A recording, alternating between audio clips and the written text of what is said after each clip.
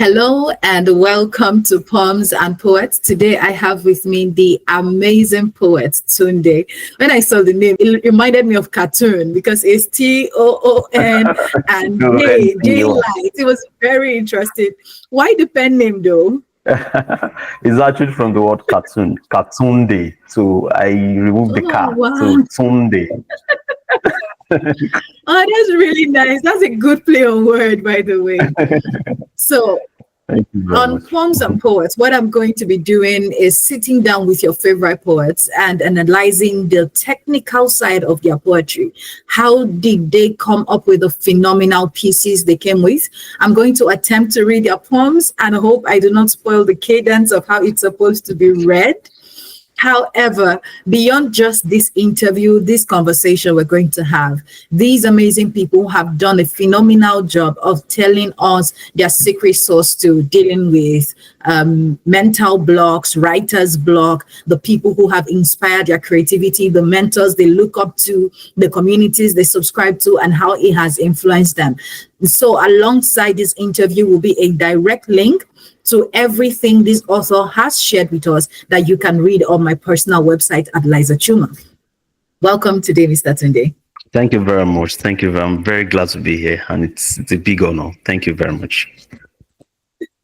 Thank you too. The 3 poems you submitted, I'm curious, how did you select those 3? Poem 33 is kind of personal to me because it's for my mom. Yes, A Door Without a Knocker is also personal because it was at a phase of a time when I was passing through a lot, and the respite comes only when you sleep. And when you sleep, you don't just want to open the window or even wake up. So that's very personal to me also. And the last poem, which was inspired by the EndSARS unrest in Nigeria and stuff like that, has a line that always resonates. The law carries gun. The outlaws carry gun, and we, the citizens, we are carrying a torn limbs.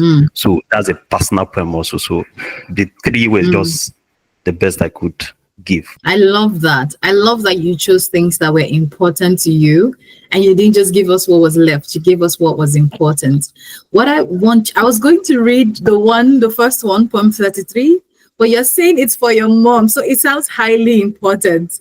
Would you do me the honors of reading poem 33 yourself? I don't want to mess it up. No, you can't mess it up. Let me listen and hear it from your mouth. Possibly it will have a deeper meaning and will inspire me to write more. Okay, I'm going to read. Do you want me to share the screen or I should just read it from here? Either way, it's fine. You can just read. So I'm just going to read. Okay. Poem 33 by Toonday. It says, it is important to mention that the last time my mother cried, she left shadows in her scarf. So I unearthed the grief and planted it into fine braids. The only way towards salvation is to lie like soft bronze drying into hay, or stagger toward the sunset in silence. This town is full of mothers in search of smiles, and fathers who tread the miles to make and unmake more mothers. Ain't we like a struggling cockroach in the grief of a tenacious ant? When out of trouble, we vaunt like tiny triumph in a sun that never sets, a brightness that will never gray, until a puddle swallows a cow. First published at Roadrunner, poem 33 by Toonday. Okay, tell me I did justice. Seriously, you did. Seriously, you can see the shivers passing through me. No, calm down. So I'm curious.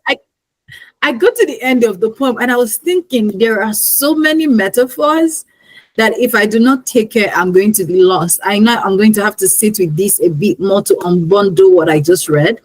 When I was walking through the beginning, the unearthing grief planted into fine braids, I thought I understood where we were. And then as the poem progressed, I started to ask myself, what's going on? Why are fathers making and unmaking? What's the process to how this poem came about? Why are we vaunting? Why do we have brightness that will not gray, but then it looks like we're in a gray place, in a place of grief? And then I come to the end, a puddle that swallows a cow. And I'm thinking, that's not a puddle, that's an entire pit. for it to be able to swallow a cow. So walk us through the many metaphors, the many figures of speech that you've packed into this. How did you come to your figures of speech? Thank you very much. I grew up in a communal town, so you tend to see a lot that is happening to mothers. Especially you have divorcee and a lot of them that are raising their children on their own. So it is very easy to pick your mom and relate her to all those situations. And when you now have a mom that also suffered such, so it comes home. So it's deep. So first I scarf relates to mothers, because most of the time in African settings they even use the scarf as gedro to carry us at their back. If you notice, the title of the poem is poem 33. The letter 33 looks like a mother that is backing a baby. Kind of get that. You get. So then the scarf relates to what they use the scarf to do. At times the scarf that serves as the gedro can also be used to wipe tears when they cry. You understand? So, and people expect them to be silent just to accept what the community has pushed onto them. You understand? Stay married and endure all the sufferings that come with marriage. Then also fathers are moving around, because it is expected that, we are kind of, how do you put it? Fathers will marry many wives in African settings. So if this one is not feeling so fine, so they move to another wife that will give them the happiness that they seek.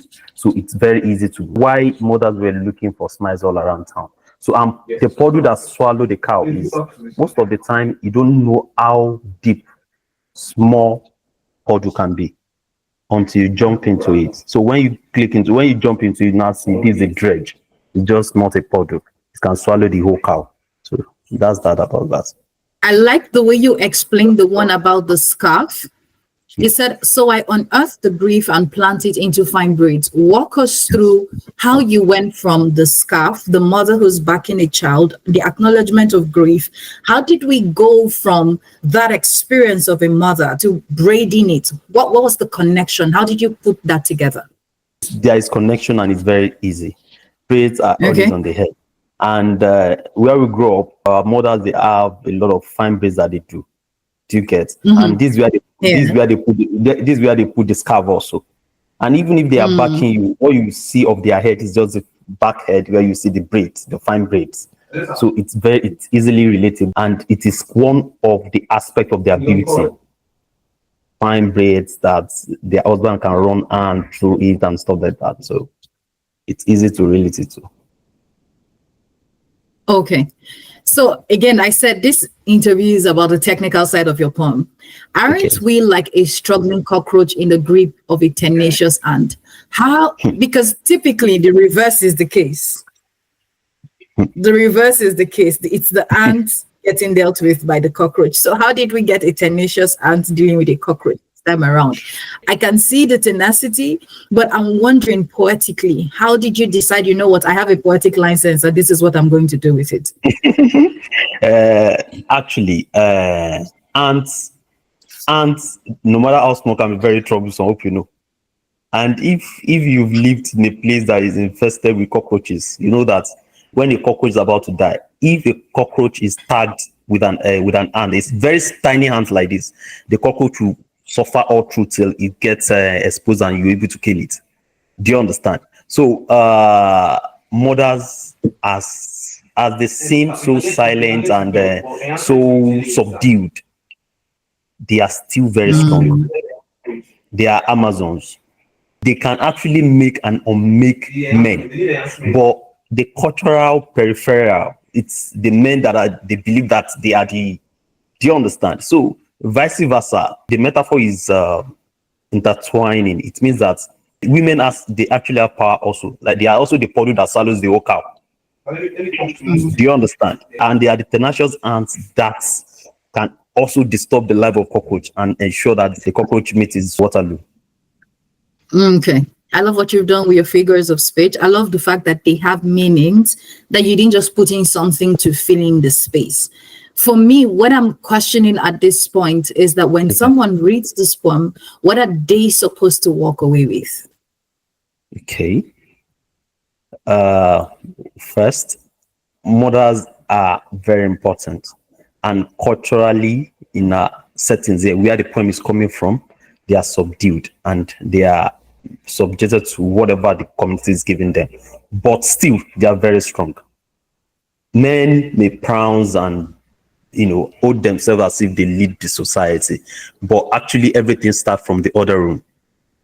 And the strength of every man, the happiness of every man rests on that other room. And those men that are not aware of such, they would enter a puddle.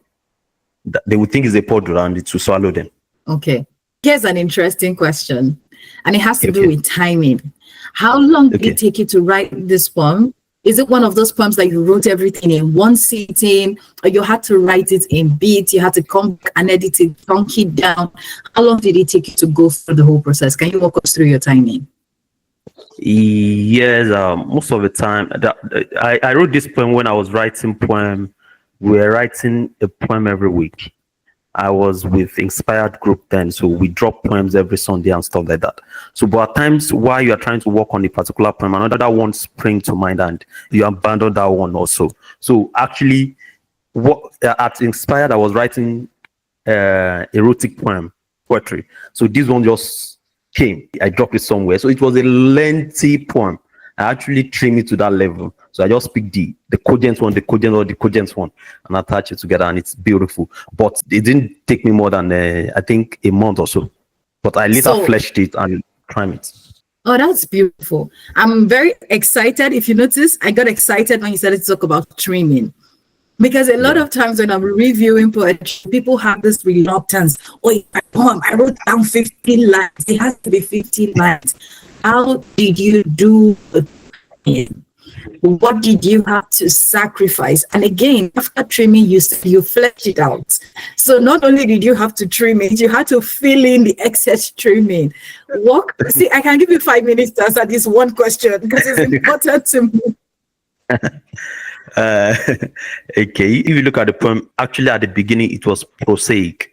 It's like everyday prose. It is important to mention that the last time my mother cried, she left shadows in her scarf. You understand? It wasn't pretentiously poetic at the beginning. So at times when the mood to write comes to me, just write, even if it's not poetic, write it. So while you're writing it, it might be the proper noun that you've used here. It might be the verb that you've used here. It might be the object that you've used here. You just interchange and weave it around. Then while reviewing it, all those ordinary lines that you cannot turn poetic, remove them out. But if they are very significant, leave them, because not every line must be poetic.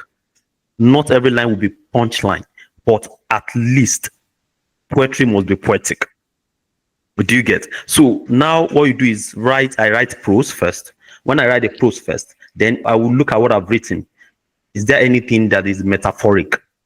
So you zoom on the metaphoric aspect of it, make it bigger, make it larger with life. Then you can, all those ordinary statements that they are just everyday statements. You can just look at the verb and the proper noun and the noun, or maybe the name you've used. You can just look at how you can track them. It might be an adjective that will make them all stand out, that will bring out their poetic side. Then you cut excesses. It is very, very important that every line, most of the time what I do is when I'm doing like my third reading, I will now disintegrate the whole poem into sentences. Sentence 1, sentence 2, sentence 3, sentence 4. So what are these sentences saying to the title or to the message I'm passing across? At times, the poem might take you somewhere else and will take you away from what you're intending to write. It's beautiful. That means the poem has its own life on its own. But if you are still sticking to what the message you're trying to pass across, you ensure that every sentence is speaking or contributing to that title. If it's not contributing, then it's not supposed to be there. It's just empty filler. It's just space waster. And it will bore readers off. So that's how I work most of the time. Then I will now remove the excess. Once I remove the excesses, I will be left with bare bones of metaphor. Then I can now look for adjective, look for then words. Each word you're using, you can just look at how those words have been used in the dictionary. So you know you're on point. You look at them, you look at the example, then you can look at other meanings for what, other words that you can use in their place if to suit whatever you're doing. And the whole poem will come out good, and the registered diction and everything will be appealing. Then I always have things for how words sound. So there must be a flow, there must be smoothness to how the line, there shouldn't be a word that will be so bumpy or tough to pronounce in a poetry. So that's what I do. I love this part. I love how you responded to it. I learned something new.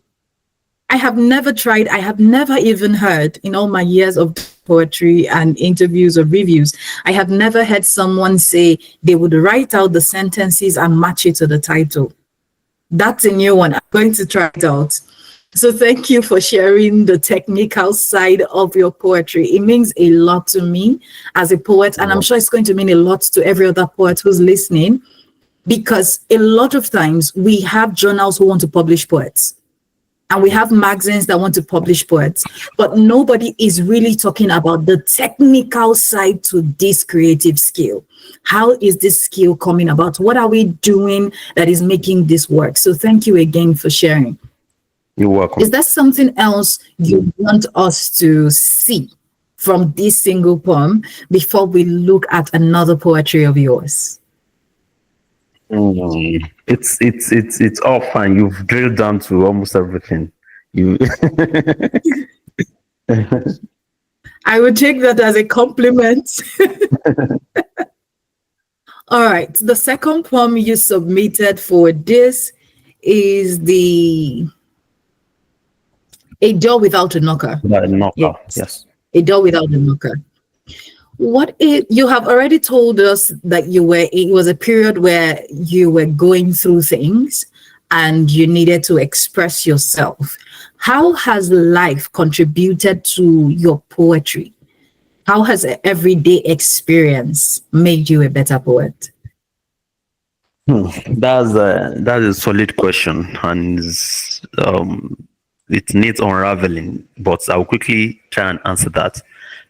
First, I'm not born in a overtly abused environment, because the environment do compel people to be poetic. So I may not really be in tune with the grief or the venom that such poets write with.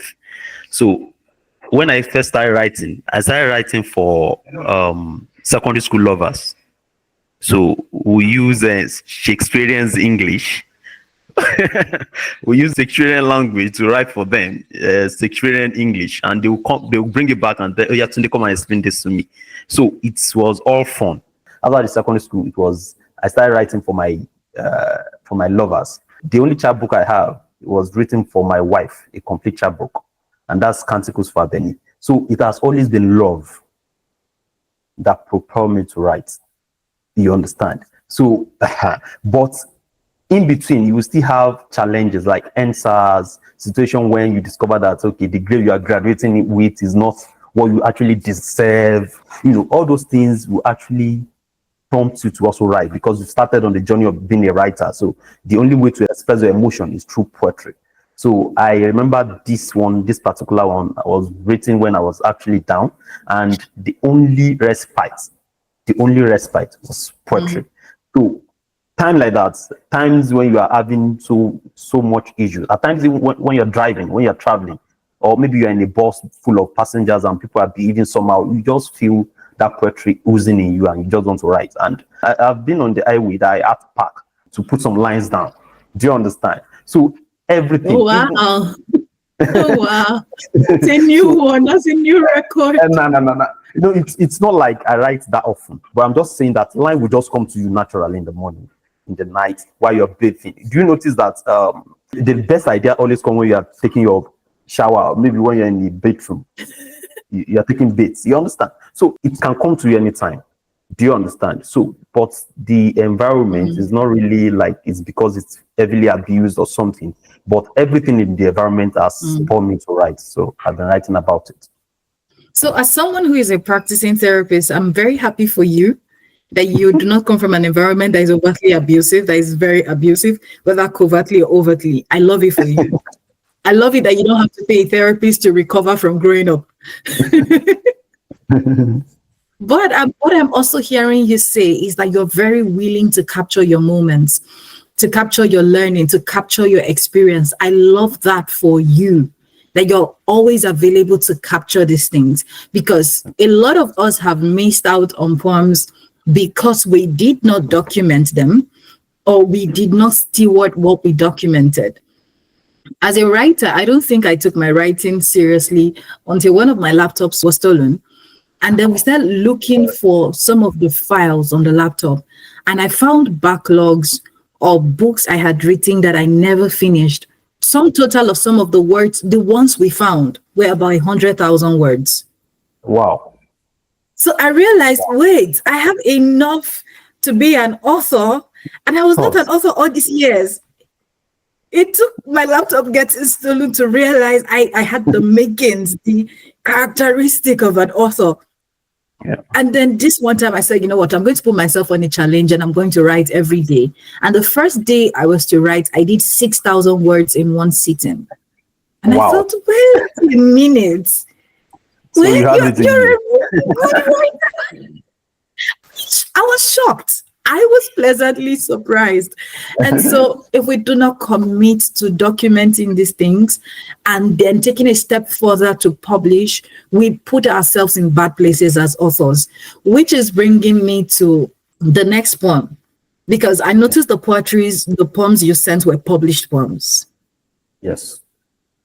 How did you get yourself to not just document your thoughts on the road, park your car and document your thoughts, but to actually go home and finish this poem and then send this poem out instead of hoarding it? Because I have a poetry journal that people have never heard anything in. Wow. Yeah, as a matter of fact, one of the best poems I ever wrote, I never published it. It was everywhere. Time I posted it, it drove everybody in my writing communities mad. And then when I was ready to publish it, we couldn't find the version we edited on the group. Wow. So I'm a writer and a poet who has lost a lot to not publish it. So when I meet people like you, there's a part of it that's a bit jealous. How did you get yourself to publish your work? Actually, that is credit to some people. I mentioned some poets that I've worked with. There is this particular, before I started with writing, I told you that everything spurred me to write. So while I'm kind of very social on Facebook, so I started writing 2 lines for each of my Facebook friends. So then, then it was giving me that vibe of being a poet, and people are now sharing me. It was now attracting other like minds on Facebook.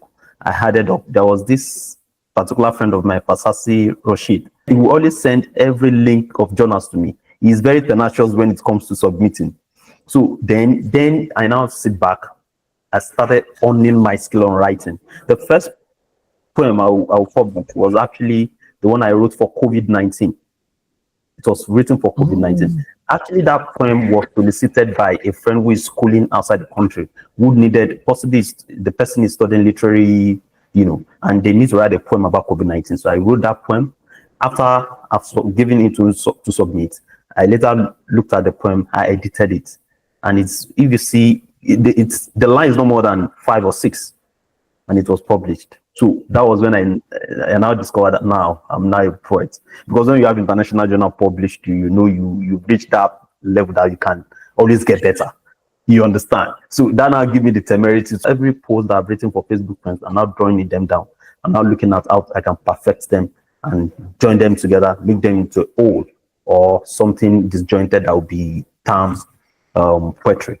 Merit is due to my friends. And Razak Malik, a lot of them on Facebook, they are into journal. You understand? So once you see their work being published by this person, you look at the name of the journal, you search for the journal, see when they are available, you send your own also to them. Do you understand? From there, when you follow them on Twitter also, you see some other journals saying that they are available. Then later I got to hear of submittables. Submittable will reel out a lot of journals, literary journals that are taking submission for the month, that are closing out all those ones that they are unpaid. Then I will send to them, and I get published once in a while. A lot of rejections, and I get some acceptance also. So that's the story. I'm inspired. I am very inspired. And I want to say thank you. Would you be gracious enough to give us a list of journals poets can try out? We will add it as a consider this section on your page in Poems and Poets. Is that okay? Okay, a list of journals that people can submit to, or a list of that people can submit to. Okay. Thank you very much. Moving on to your second poem. This has been such a fantastic interview that we have almost used the time allotted to it. I want us to look at your third poem. Okay, awesome. So I'm going to read your third poem, and I hope I do it justice. Definitely. This is the that is for believe.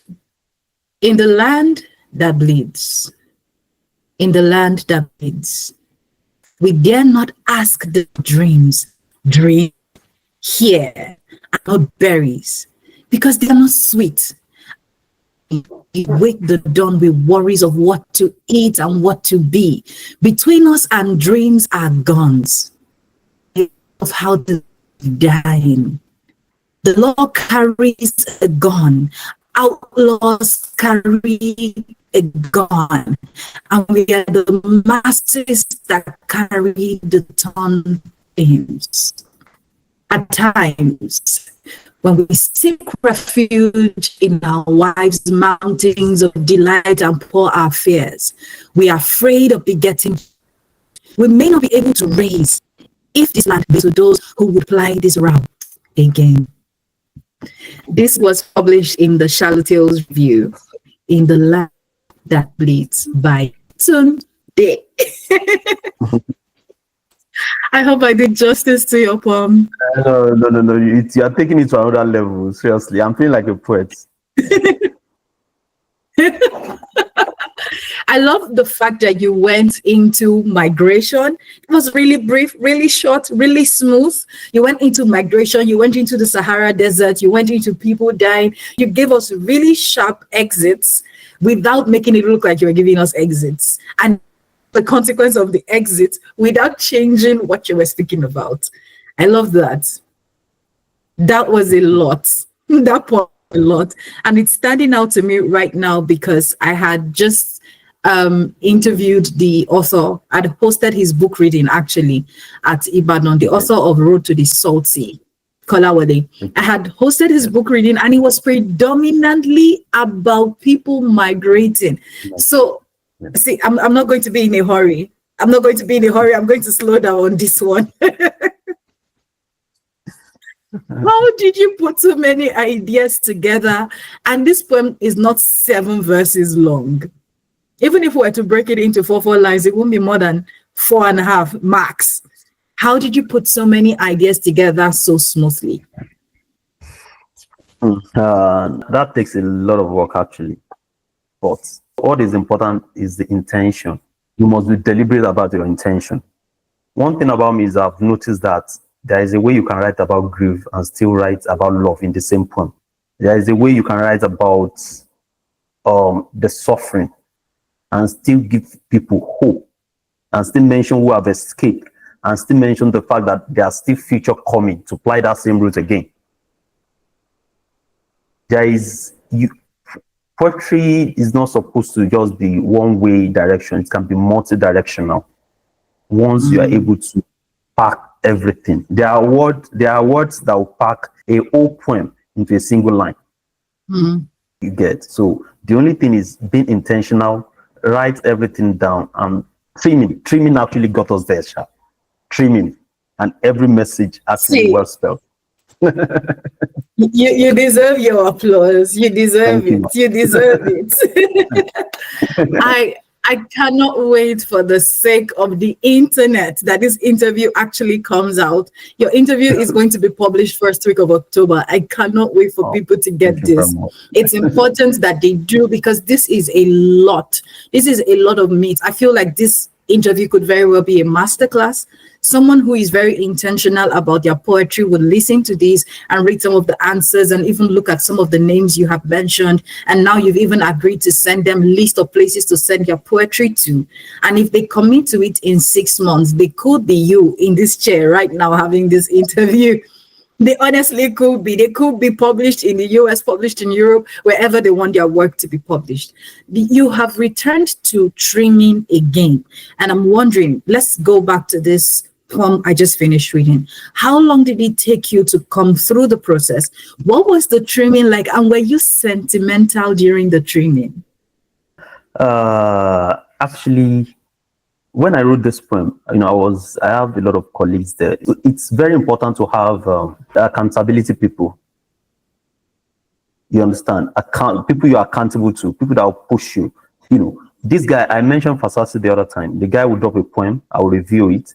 And if I'm doing review for him and I'm not writing my own, giving him to review, it feels somehow. So it puts me on my toes. So you understand? So at every time, even when I'm attending to customer, I work in a bank actually. So when I'm attending to customer in a bank, in the banking hall, I see poetry. Do you understand? I've once written a poem about presentation that I was doing that I fell in love with the boss, but actually it affected my presentation. In a nutshell, what I'm saying is that when you have an accountability person, it puts you on your toes to keep writing.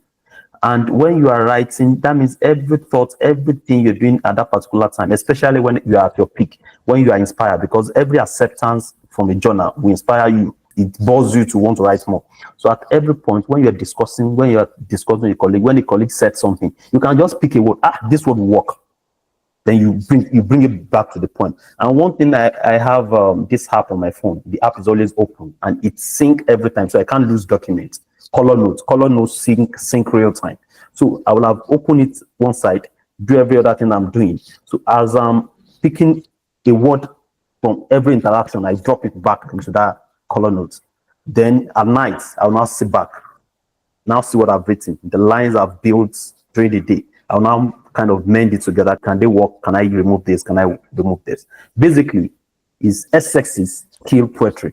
So once you're not having too much excess, you will at first draft, there will be a lot of words. But once you're able to trim down to the nitty-gritty, every line will just be a punchline for you. And it's going to be fine. So basically, having an accountability person that will put you on your toes, it's inspired to write. So it's this poem, I think, I did it within a week, but over time, I will still have to prime it over time. But at least I got the full flesh of it within a week or so. Wow. I feel like shouting into the microphone. Can you hear that? This first episode in this series has me so giddy. I know that I'm the right journey, starting out Poems and Poets. Thank you. I'm loving the feedback I'm getting in this interview. I love that this is something I made a decision to do because these technical conversations are not being had. And right now, you've inspired me to want to submit articles in the next 3 months. So what's going to happen is that when I do get published, I'm going to be online. I'm going to tag you and say, hey, I did it. I've only gotten my poetry published once. I do other kinds of writing and I do a lot of judging and reviewing for poetry, but I don't publish my poetry at the same speed in which I publish my articles. So we're going to do this October, November, December goal. Definitely. Thank you so very much. You're welcome. Thank you. I'm very grateful. As we round off this interview, what 3 things would you say to a writer who is learning poetry? Because everybody is not naturally a poet. I, for example, learned poetry. Articles and essays are my strong points. Researches, those are my strong points. But poetry, I learned. And I found, this is interesting. How would you inspire a person who's trying to be a poet and say, but poetry is not as popular as these other kinds of writing. It's not as published as this other kind of writing. I'm not going to get known, or I'm in a small community and I don't have a lot of people. What would you say to a writer who is starting out and saying to themselves, I think I want to be a poet? Okay. Number one, I will tell the person to read. When you read all. Then you now have few select that are appealing to your emotion. When you have poems that are appealing to your emotion, that means something in those poems have touched you. Now, those lines, those punch lines that have touched you in those poems, are the kind of emotion you have in you. Do you understand? Before you know it, stick to those poets and start reading more of their work. Before you know it, you will sound like them, or you will find your own voice while trying to write. It will inspire you to write. Number one is read. When you read, select few. Once you select few, they will inspire you to write with your own kind of voice. And when you start writing, you write, you now give yourself, okay, maybe weekly or something. Then you must define, I'm under number 2 now. You must define what triggers you when you write. First is to read. Now you are writing. When you are writing, you will now try and discover what triggers you to write more, what moves you. So you now, the number 3 thing is now to put yourself in those areas that will always stimulate you to write. Then you now try and transfer the feelings that you're feeling when you write in those areas, transfer it to other areas where you're not writing. I've written a poem about when you know the Owambe party now. Owambe party that we do in Nigeria. Okay. I wrote a poem about Isheyin. I wrote a poem about Isheyin in my chapbook. I wrote that poem in an Owambe party when we went to Isheyin to do party, burial ceremony. So at times, it's not only when you are in love that you have to write. You have to take yourself, transfer the emotion you're feeling when you are in love, transfer it to that every other daily activities, and you'll be able to write. So those are my advice. Thank you very, very much, Babatunde Adesokan. Thank you very much. You're welcome, Liza. I'm going to read your profile as we close out, just to let people know this amazing poet. Babatunde Adesokan, crossroad of creativity and commerce. His chapbooks, Canticles with Abeni, is a tribute to his lover on whom his dosage of love is still working. Babatunde is employed at the Alternative Bank, where he applies his expertise to drive financial solutions. He continues to explore tech and the possible triarchy of finance, technology, and art for sustainable development. His works appeared and are forthcoming in Pangolin Review, Wales Haiku, The Mamba, Ethel Zane, Shallow Tales Review, Still Waters Review, Roadrunner Review, Lucent Dreaming, and much more. It has been an honor to have you on this platform. I really do hope we get to have this opportunity in the future. Thank you so much for being the first poet to launch the platform. Thank you very much. Thank you.